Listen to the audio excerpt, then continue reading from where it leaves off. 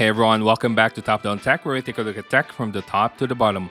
Today we're going to be talking about the Poco X4 Pro 5G. So this is the proper follow-up of Poco to its ever so popular Poco X3 Pro. That one was equipped with a very powerful Snapdragon 860 chipset, while the Poco X4 Pro has seemingly a downgrade to its chipset. So it's now equipped with the Snapdragon 695 chipset. But let's find out more about this phone after the intro.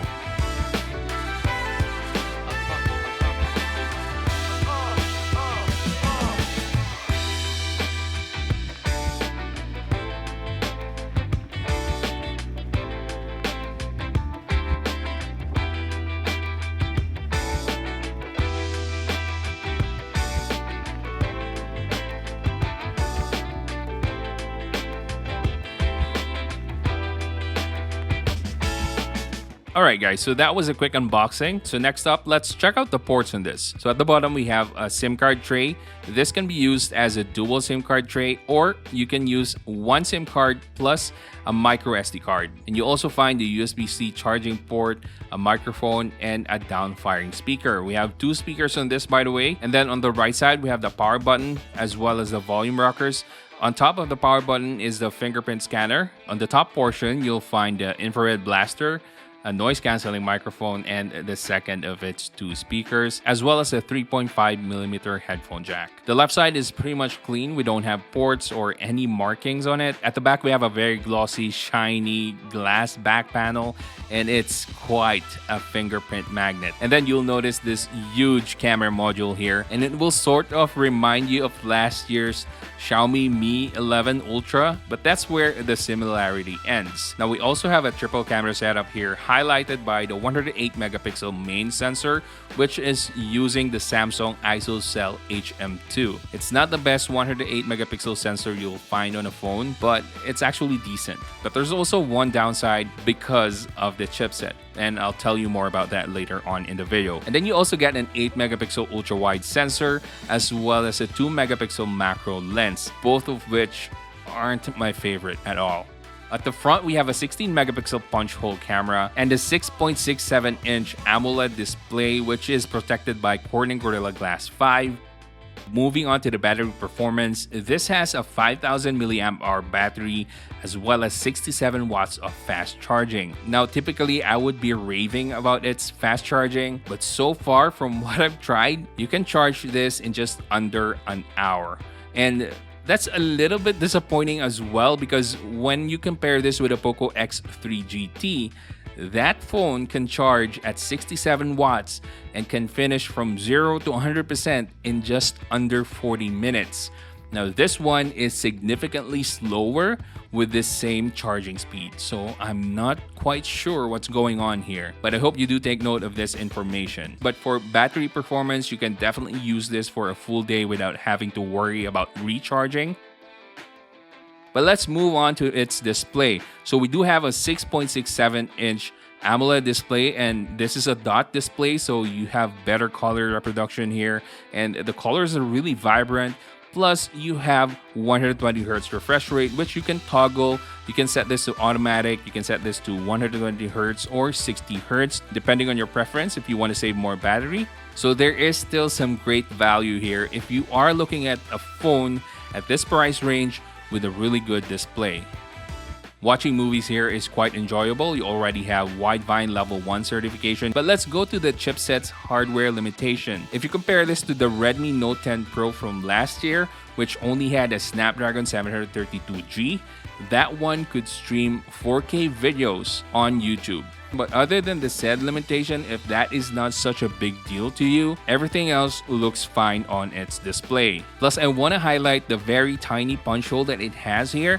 This is quite similar to the Poco F3's punch hole. Now let's move on to the cameras. I think this is where most of the disappointment lies in the Snapdragon 695, because I mentioned earlier that there are hardware limitations when it comes to the 695 chipset, and this is where it's most apparent. So when it comes to video taking, you can only get up to 1080p 30 frames per second. So this is quite similar to the Redmi Note 11 Pro 5G Global. But overall, the images that you can capture here range from good to decent depending on the lighting. However, I did mention that I didn't like the ultra wide and the macro lenses on here. That's because they take far inferior photos as compared to the main sensors. Now, as for the videos, well, they're kind of shaky. So if you are serious about taking videos using the Poco X4 Pro, I would highly recommend that you use a gimbal, because without it, you'll be suffering so much with how shaky the image will look.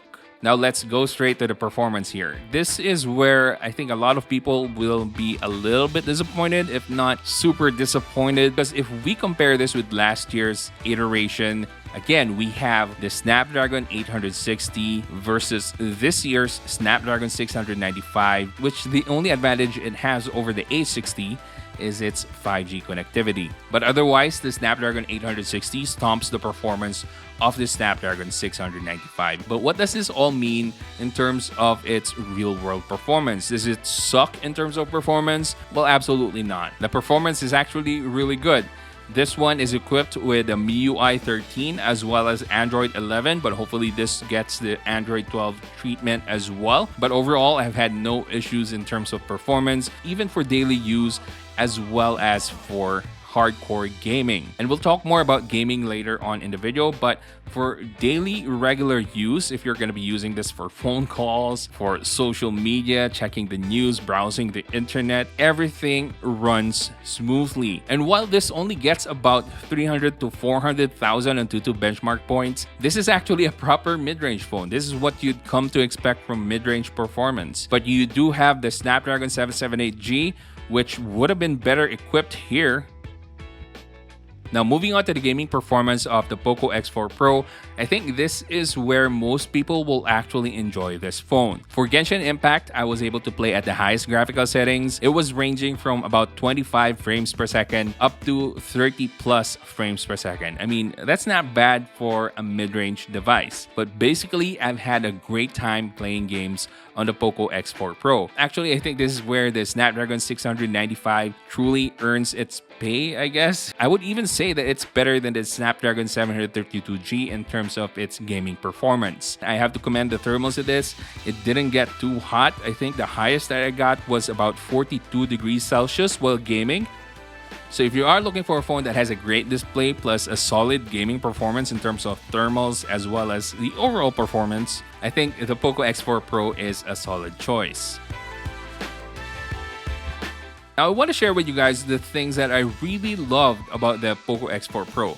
So first off, I love the haptic feedback on this. So this one has a Z-axis linear vibration or linear motor, and it works really well. And then you have the dual speakers. They're actually pretty decent. I mean, they're not gonna be the best sounding speakers on a phone. You still have the Xiaomi Mi 10 Pro as one of the best dual speakers out there. And then lastly, the design. I want to highlight this. Using this phone is a treat. So this one feels really boxy. This one is a flat edge. This is going to be somewhat of a new experience for most people who haven't used an iPhone before.